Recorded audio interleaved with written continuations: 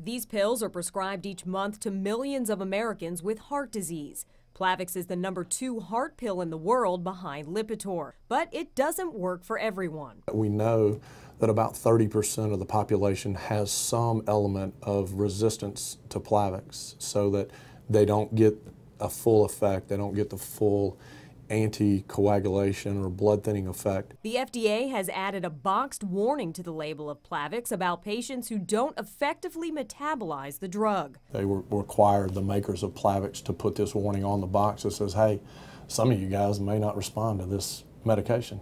The problem's been there hasn't really been a great way to test people for that. But researchers at Vanderbilt University, the Scripps Institute, and Johns Hopkins University have come up with an easy way for cardiologists like Dr. Charles Mayes to test how patients respond to certain drugs. A readily available, easy to use genetic test that doesn't require a blood draw. The process itself is simple. A few swabs of saliva are taken and sent off to a lab, which uses your DNA samples to determine whether the drug is a good match. We can look people in the eye and say, I'm putting you on these drugs because I know that they're going to reduce your risk of dying, having a heart attack, having a stroke.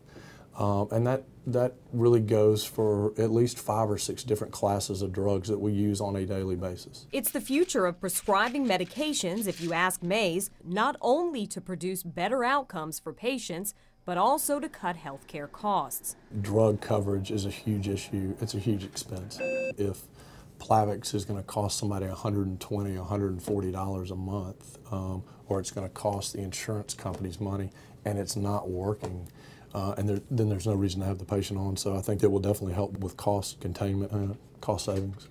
Sherry Falk for 7 on Your Side.